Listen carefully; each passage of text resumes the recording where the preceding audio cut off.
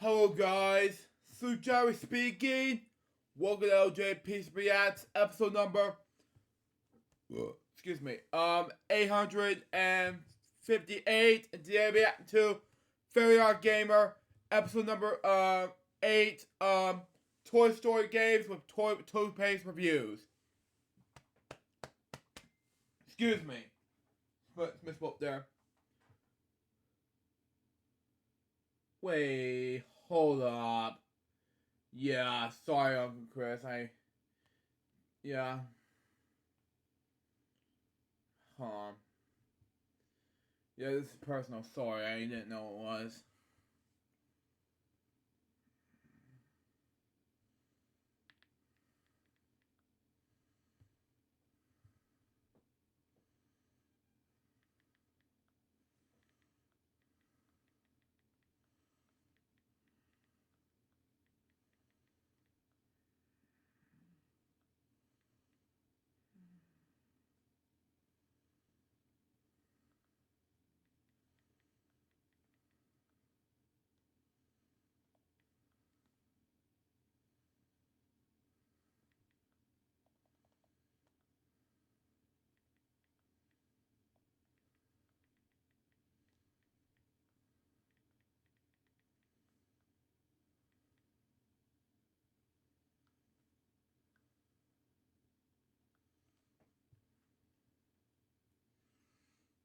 Okay. Sorry for the interruption while I'm taping this reaction video to react. This is something personal to me. But anyway, let's get the reaction beginning in 5, 4, 3, 2, 1, go.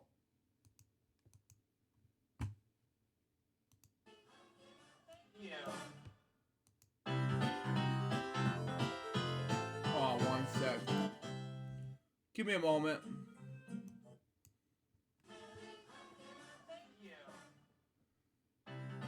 OddGamer and Toy Story games. Okay, continue on. Title card designed by Egghart's X. Continue on. Special guest reviewer, Toothpaste reviews. Makes more sense. Continue on.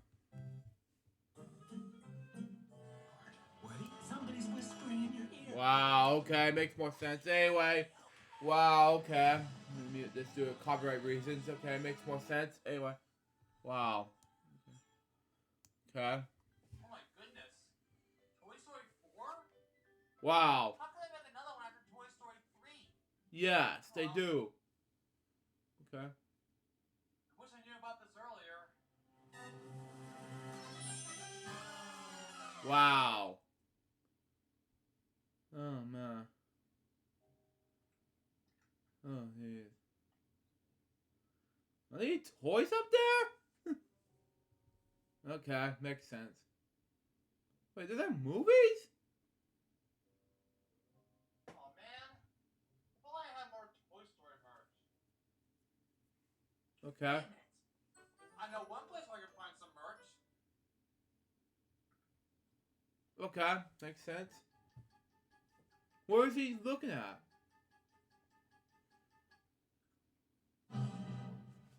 Hold on. That is too much money. The Cowboy Plus stuff.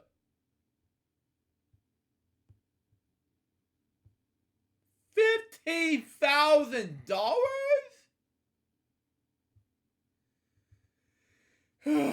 Continue on. This is ridiculous. Who would charge this much for a Woody doll? Yes, exactly. Wow. Hello? Why would you charge such a crazy amount for a Woody doll? It's not that much money. Then how could you spend the same amount for a Nintendo Switch and the entire game library? Mm. Well, now that's a bit hyperbolic. Anyway, the point is, I'm not spending that much money for a Woody doll. Yes. Unless you can offer me something, I'm going to hang up on you. Well, I am going to review the Toy Story games. If I can join in, you get the doll. Very well. Mm-hmm. Hello, Internet viewers. I'm the Fairly Odd Gamer. And I'm Seth, Which, by the way, I never heard of this guy. Toothpaste Reviews. Continue on. Here to talk about a well-known Disney franchise. Frozen. No. Toy Kingdom Story. Hearts. No. Oh, what'd you say? Hang on. Hello, internet viewers. I'm the fairly Hold on. Kingdom Hearts. No. Kingdom Hearts, Toy Story, yeah. Frozen Kingdom Hearts. Continue on. Yeah. Finding Nemo. He already did one already. Continue on. Because I love messing with you. Let's get this Toy Story movie game review started. Wow. Alright then. In the late 80s and early 90s, computer-generated graphics became popular with the success of films such as Star Wars, The Wrath of Khan, and Tron. During that period, a little-known company called Pixar developed computer-animated short films such as Luxor Jr. and Tin Toy. Disney took notice of this and decided to collaborate on a feature film that would later become the first ever full-length computer-animated feature film, Toy Story. The first Toy Story movie is a simple movie in concept, a buddy adventure featuring a cowboy and spaceman. But the animation and cast both helped to provide a movie experience no one had ever seen before. This led to a $361 million gross for the film and guaranteed future films for the studio. Of course, Toy Story would get a sequel only 4 years later in 1999, but the trilogy wouldn't be completed until 2010 with the release of Toy Story 3. All three films are highly praised, with the three combining for a 100, 100, and 99% score on Rotten Tomatoes. Wow. Don't you mean quadrilogy? Hey, that one hasn't been released to the public yet, so it doesn't quite count. Exactly. Personally, I love the Toy Story movies, with the second and third movies being the most memorable. The first movie feels like a simple buddy adventure while trying to save each other from peril. The second movie feels like an expanded version of the first movie, but it does feel like you're watching a perfect movie for kids. The third movie has the basic representation of the liar reveal in regards to the setting, but it's still a good movie regardless. Yes. These films are incredibly important to me. I remember watching the first two so much that my parents got sick of it, and when the third was released in 2010, it was the first midnight premiere that I ever got to attend for a film. The first movie, while dated, is still an incredibly good movie in its own right.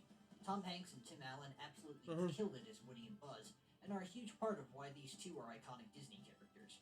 Toy Story 2 is my personal favorite movie, with a refined animation style that still holds up today, and new characters Jessie and Bullseye being excellent additions to the main cast. Yes. The story is more emotional, funny, and does everything that a good sequel needs to do. The third film, while not my favorite, is by no means bad. The animation has the benefit of a decade's worth of technology, making it the best-looking movie in the trilogy by far. And yes, it's one of my friend like Zach Pierce videos of all time. Because for example, the YouTube video Zach18 did on his channel, it was one of the most popular videos on the Zach18 channel. Continue on. Prison Break's story is fun and action-packed that gives way to an incredibly emotional ending sequence. And with the release of Toy Story 4 coming soon, it's best if we talk about the video game tie-ins based on the three films. And first off, we have Toy Story for the Sega Genesis. Okay. I was going to talk about both the Genesis and the Super NES versions of Toy Story because they're both pretty much the same game. But seeing that the Super NES version has a bit of screen crunch, I decided to cover the Genesis version. And why is that? Because Sega is better than Nintendo! Anyway, let's just start the game. Yeah, combined with fanboys. Continue on. And beyond! Yeah. Did Buzz someone make the logo fall into a bottomless abyss and crash? So like Aladdin, we get story segments and cut screens accompanied by a 16-bit rendition of the main theme, You Got a Friend in Me.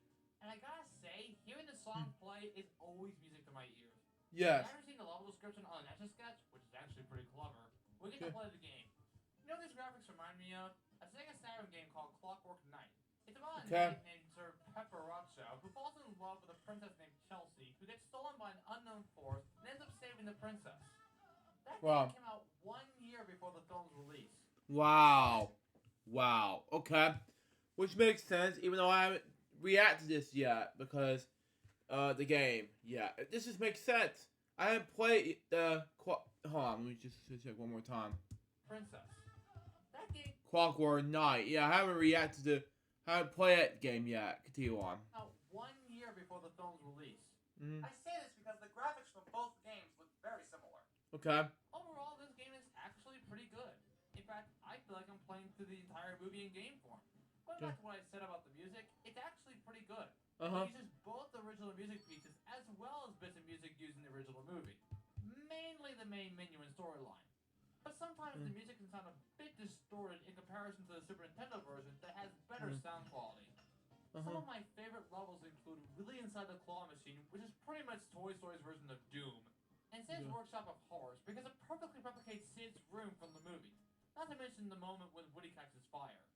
Wow. This is my favorite music track in the entire game. It combines the essence of suspense and terror that Woody goes through of being on fire. Imagine if you were in a dire situation like being late for work. Just have this music play throughout the situation and call it a day. Another level that I like is Run Rex Run. You have Woody riding Rex trying to escape Andy's room while trying to avoid angry toys like trains, Soldier Men, and RC. Hey, Wow. What's going on? whatever happened to my Rex plush? How you doing, Rex? Did I scare you? Tell me honestly. No, but you almost got me that time. Aww. I thought I had you this time. You were close, but not quite enough to make me jump. It's alright, dude. Hey, as long as you're having fun, I'm glad to see you having fun.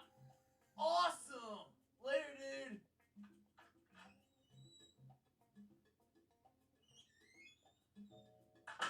But there are some levels that I don't like very much, like a Buzz clip. You play as the RC car trying to bump into Buzz, somehow knock him off the window.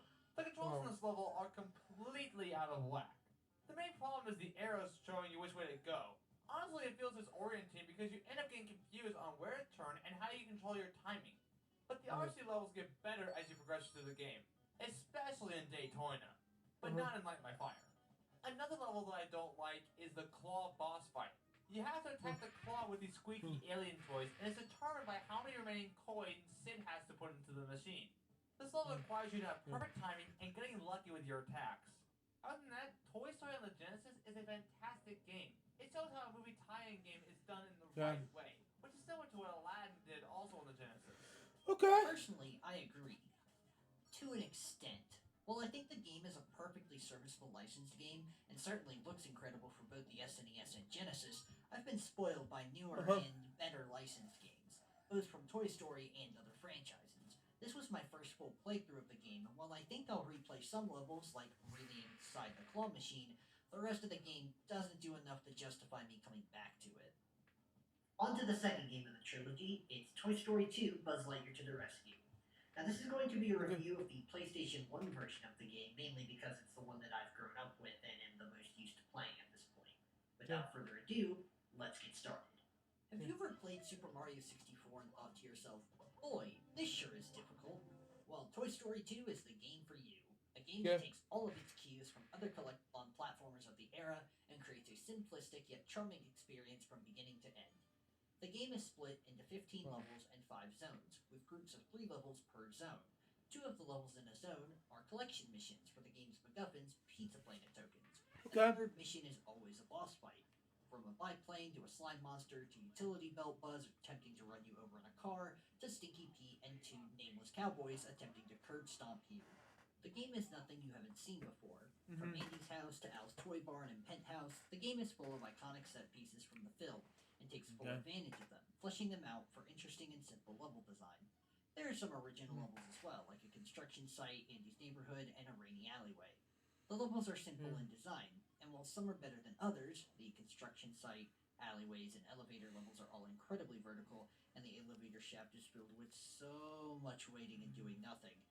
Each level has 5 goals: collecting 50 coins for ham, finding some sort of collectible multiple times throughout the level, a race, a puzzle or hidden objective, and a boss fight. There are some levels where Mr. Potato Head will have lost a piece of himself and require Buzz to find it. In exchange, he will grant Buzz with one of 5 power-ups. Makes sense. That grants Buzz temporary invulnerability, rocket boots that makes Buzz's movement incredibly fast and constantly moving forward, shooting discs, which act as homing shots against some of the tougher airborne and more mobile enemies, the grappling hook, which acts like the hook shot within the Zelda game minus the combat capabilities, and finally the spring boots, which allow Buzz to spring into action several feet above the ground. Okay. When I mentioned that this game was easy, I really wasn't kidding. Fall damage is in this game, but batteries are all over the place to recharge your health. If Okay. you're low on health and there's no batteries, you can simply quit the mission and re-enter it to refill your health. If you happen to die, which is very rare, you respawn at the exact point where you died. The game is very forgiving. In fact, the only challenge this game gives me personally are the last two bosses of the game, the Blacksmith and Stinky Pete, who are immune to Buzz's laser attack and can only be hurt by his spinning melee attack. The reason I find these two quote-unquote challenging is because the melee spin has to be charged, which leaves me open, isn't invincible, which leaves me open, and has a cooldown period where Buzz recovers from dizziness, leaving me open. And the only two attacks these guys have are a melee attack that has a direct shockwave that travels on the ground to hit me. It's almost like these two bosses were explicitly designed to be lives guzzlers, and that's all they are to me. Coming with max lives and bum rush your way to victory, since a respawn simply means your health resets while theirs is still lowered. If I'm being honest, this game isn't anything incredibly innovative. The levels are simple, the graphics are good for sure, but some things look a little off, Buzz's face for example. The only thing I find truly great about the game is the soundtrack, which is super catchy and very video gamey, if that describes it well. The tracks are designed to stick in a player's mind, and they certainly do, well enough that certain YouTube personalities even use them in their videos. At least now I know where Cat Icarus got his music from. I think that Toy Story 2, at the end of the day... Wait, hold up. Or where Cat Icarus... Kind of reminds me of Charmax. Continue on. Music from. I think that Toy Story 2, at the end of the day, is the equivalent of solid game design fundamentals being implemented, and the end result being a game that reaps the benefits. No major flaws, but nothing that you won't see from other games either. Anyone who loves Toy Story, like us, will get a kick out of it, and I personally still find time to replay this game now and again. But unless you like Toy Story or want an easy-to-pick-up and play collectathon game, I would suggest other games like Banjo-Kazooie or the Spyro trilogy for more interesting games. Yeah, no, this is ukulele. Continue on. I'm with you there. While I enjoy playing collectathon games like Battle for Bikini Bottom and Spyro, it does feel like a typical collectathon game, but with Toy Story attached. The level select screen style would later be used in games like Finding Nemo, surprising that both games are made by the same company. Yeah, which is, by the way, well, two in the different companies, and by the way, it just... Yeah, I dare react to be able to the GameCube version on LJPCBM. Continue on. Graphically, it looks pretty good, and it's always nice to see clips from the actual movie, even though they do look compressed. Wow. But other than that, it's just a basic collectathon platform game on the PS1. Nothing less and nothing more. After Toy Story 2, Buzz Lightyear became so popular that he got to star in his very own movie turned TV show, Buzz Lightyear Star Command. Which I've seen as a kid, you know, on Tube Disney and beyond. And I got a DVD copy of Buzz Lightyear Star Command, the movie. And I got the TV series. I recorded the TV series as a kid growing up, which turned out to be great enough. Continue on. I love this movie and TV show. I had this Buzz plushie from when I was a kid, and I've even got the game for it. See?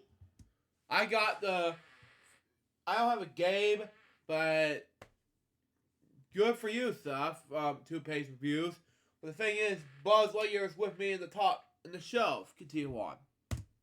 Wait, what?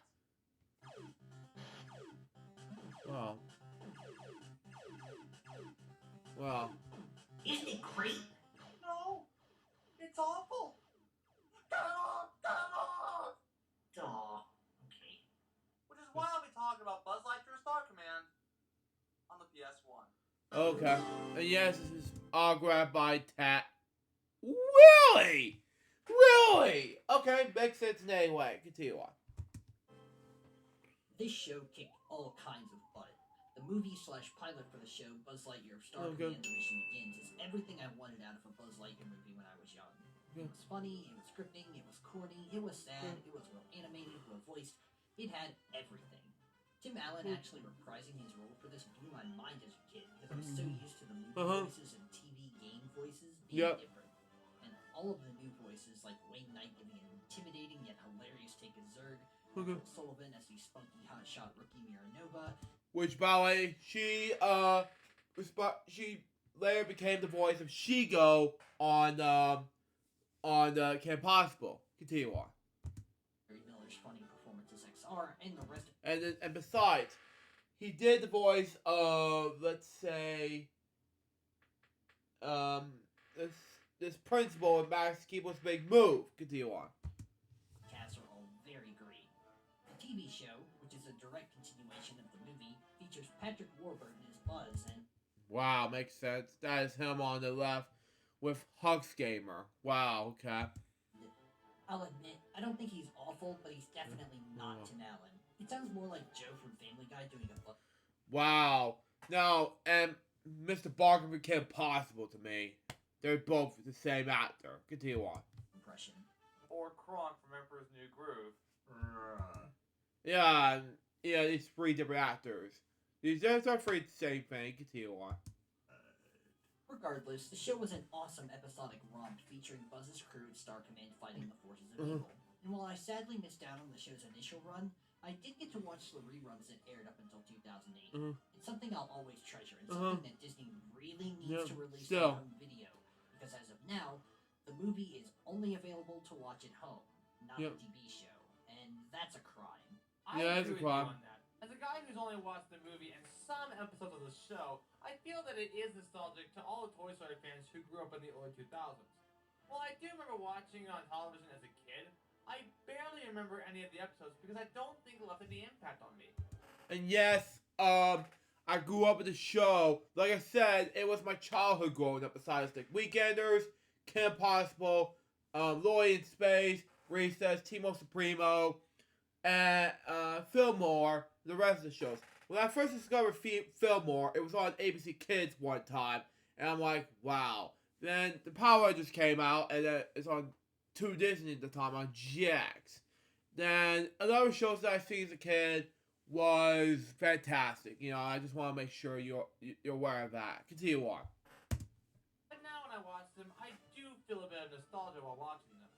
And I do agree that the show needs to have a DVD release. Yeah. Have the entire series on DVD. And with that said, on to the game! Good. Wow. Ah, yes. I love seeing the intro from the show. So. What episode is this from? Oh, I see. Wow. Kind of feels like Toy Story 2 with the level select. But that is until Captain Nebula tells you the basics of the game. Now, Buzz, your mission in each level is to arrest the bad guy. And that's exactly what you do. And how do you do that? By racing your opponent to the getaway spot and defeating the bad guy in order to have them arrested. At first, it feels like a fun concept to race against your opponent to the finish line and get a reward for winning. Well, in this case, it's having Mirror making your boss battle easier by taking away half of the enemy shield's energy. However, if your opponent makes it to the getaway spot before you do, you only have 15 seconds to catch up with them. Otherwise, you lose, Ranger. But going back to what I said earlier, this is what you're doing in every level. Race your opponent and battle your opponent, hence repeat. Everybody super. Oh my god! Right in the space. But you also get assistance from Booster, who ground pounds enemies just to get them out of your way. Actually, who am I kidding? These enemies are more like obstacles that block your way. They take a long time to destroy, and getting hit by them takes very little damage. Wow. Doing that more than 10 times, it starts to get repetitive, which is something I personally don't like. I like to have more variety in my gameplay. You know, like in Toy Story on the Genesis. Graphically, the levels look pretty good. I even like the celluloid graphics on the models because it's used beautifully for a PS1 game. The boss battles are okay. The shields are color-coded, which you can easily specify which weapon to use to destroy the shield. After that, the bad guy just fades from existence. But I do enjoy watching clips from the show. However, there are levels that I absolutely cannot stand for the life of me. I'm talking about you, Ice World. This level has everything that I hate. Ice physics, the plasma monster blocking my path, which I blame the camera for, and knockback when getting hit by the monster. Oh, and did I mention that you have to beat the levels without dying? Yeah, there are no checkpoints in this game, which means if you die, no matter how much progress you made, you have to start the level all over again. Jesus. Other than that, the game isn't that bad, but it could have been worse. The level design is pretty good, and the characters look pretty good too. I don't understand why the music sounds similar to Toy Story Racer, but it might just be a coincidence. It would have been better just to have music from the show and use those for each level. Still, if you're a fan of the games that have you race opponents and battling them afterwards, then this is for you. Since I grew up with the Game Boy Color port of this game, I was expecting something better or at least different from that one. And what I got wasn't awful, but it definitely left me wanting more out of it. Yeah. The concept doesn't work nearly as well when the opponent has no personal connection to the player outside of must beat. And with graphics like these, I think another collectathon or heck, a beat 'em up or maybe on-rail space shooter like Star Fox would have been just fine and allowed for us to soak up the game a little bit more. As it is, it's a serviceable but very bland PS1 game. Yeah. Finally, onto the last of the Toy Story licensed games, Toy Story 3, no subtitle included. I will be reviewing the PlayStation 3 version of the game. And I'll be reviewing the Xbox 360 version. Right out of the gate, this game is a massive leap in presentation from the PS1 games. While those games use compressed footage from the films for their cutscenes, this game is able to use the in-game engine to fully render scenes, and it looks incredible. I was shocked at just how true to the films these characters and environments looked. The game is a visual treat, and fans of the series will feel right at home.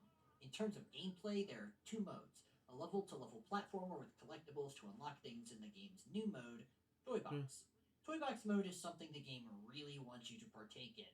After the opening level, which mirrors the film's opening with Woody and Buzz fighting the evil Dr. Porkchop on the runaway train, the game sends you into the Toy Box where you can control Woody, Buzz, or Jessie as the town sheriff, where you complete missions and expand the town, arrest thieves, help people in town get dressed, and even go on intergalactic missions in space.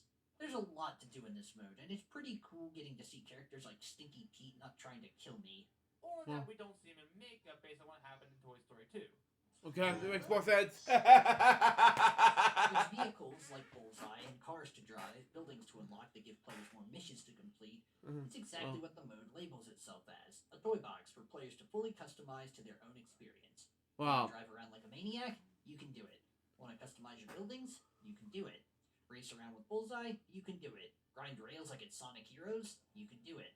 The mode is a cornucopia of game mechanics and ideas that comes together to become a fairly meaty mode that more than does its job to provide players with a fun experience. Makes sense. Oh, and the PS3 version features a playable Zurg with his own exclusive missions. Sadly, he's really only half of a character because he can't drive around vehicles and partake in regular missions like the main trio can. But he's a nice distraction for all of 5 minutes. Another game mode is, of course, the story mode. It's actually really fun to play through the entire movie in game form. Wait, what did you say again? It's actually for all of 5 minutes. The other game mode is, of course, the story mode. It's actually really fun to play through the entire movie in game form, even with the slight changes. One of my favorite levels has to be the Buzz video game. This is a perfect example of how a video game level should be. Not only does the level look exactly like the movie, but the music was also taken from the movie. Honestly, why wasn't this level implemented in Toy Story 2?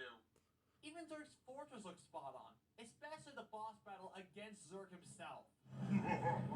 So, we meet again, Buzz Lightyear, for the last time. It's just amazing. Another level that I like is Bonnie's house because it shows the challenges within a platform level with ledge climbing, wall jumping, and rail grinding. It even occurs in the one place that hasn't been corrupted by capitalism. Space! Okay. Let's talk about the other levels. Sunnyside Daycare has you play 3 mini-games, and that's it. Prison Break feels like a Metal Gear Solid level. Junkyard feels like it would be an easier level if you had friends to play with. And the Haunted Bakery, while not in the movie, has the most difficult boss battles in the entire game. Not only do you shoot at muffins and Dolly Witch clones, but you also shoot at a giant Dolly Witch that shoots lasers from her eyes. I love the game's music, especially Bullseye's theme. It's like the one in Toy Story 2 when Woody rides Bullseye to the plane trying to save Jessie. Overall, the story mode feels like a linear version of the Toy Box mode with the same power-ups and the same movesets for each character. But other than that, I love the design of the characters and of levels. And while there are no compressed scenes in the movie, it's nice to see in-game cutscenes that run pretty smoothly. So with that in mind, I think we covered most of the Toy Story games based on the movies. And to be honest, they're actually pretty good games. Personally, I agree. The Toy Story games, for as flawed as they can be, take the basic design fundamentals of the time period and insert them comfortably into the Toy Story mold. It makes for a very solid set of games that even a child of today can enjoy. Personally, I felt that the movie tie-in games based on the trilogy are amazing in terms of gameplay and graphics during their time, and they each replicate each film perfectly. While I haven't played much of Toy Story 2, I had enjoyment playing through Toy Story 1 and 3. It left an impact of nostalgia and takes me back to when I first saw these movies for the first time. Buzz Lightyear Star Command was, While the game it's based on the TV show of the same name, it left no impact on me at all. If Okay. I were you, I recommend watching the show, or better yet, watch Yeah, I love the show and movie. I didn't play the games. Continue on. the movie. That at least would give you a clear idea of the show. Overall, Good idea. they did their best to please gaming audiences, both young and old, and I think they did their job pretty well. If you Yeah. want to have a good time and perhaps prepare yourself for the upcoming fourth movie, then I would recommend either watching the trilogy or playing the trilogy. Yeah, I love watching the movies rather than playing them. I will play them soon, but, that's just me. Continue on. Now, if memory serves me right, somebody owes me a Woody doll. So, hand it over. Oh, yeah, the toys are gone. Wait, what? Yeah, they just, kind of got up and left while we were reviewing the games, but, good luck finding them, I guess. Wow. So, now what do we do? I don't know about you, but, I've got some amiibo I think I could sell on eBay at exuberant prices right about now. Some people never change, do they? Mm. I'm the Fairly Odd Gamer, And I'm Toothpaste Reviews. and we wish you all good luck for the rest of your day or night, wherever you are. Take care, everyone.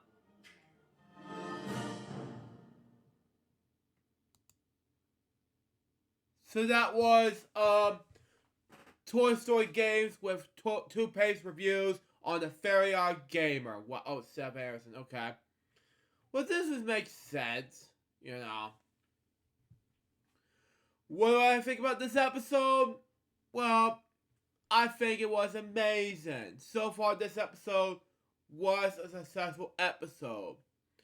And that was episode of LJPCBM, episode number 858. Hope you enjoy it. Stay tuned for the next one, which is going to be LJPCBM episode number 859, which is going to be about the Lion King, Fairly Odd Gamer episode.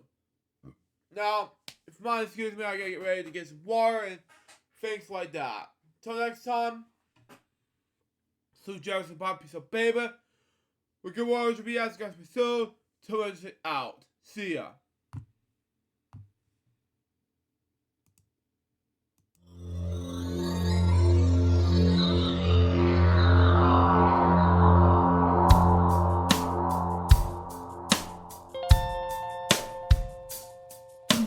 Given unto me this life I'll never take for granted, and given all the time I failed to really understand it, I never sought to meet the maker of reality, the one who gave the life that which is always happening, but I tried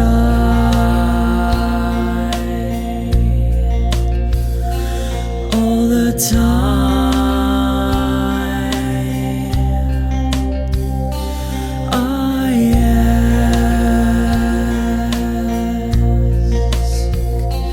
I ask, why me? Why was I the one to see things as I do under the moonlight and the sun? Perception is the question, and the giver holds the key.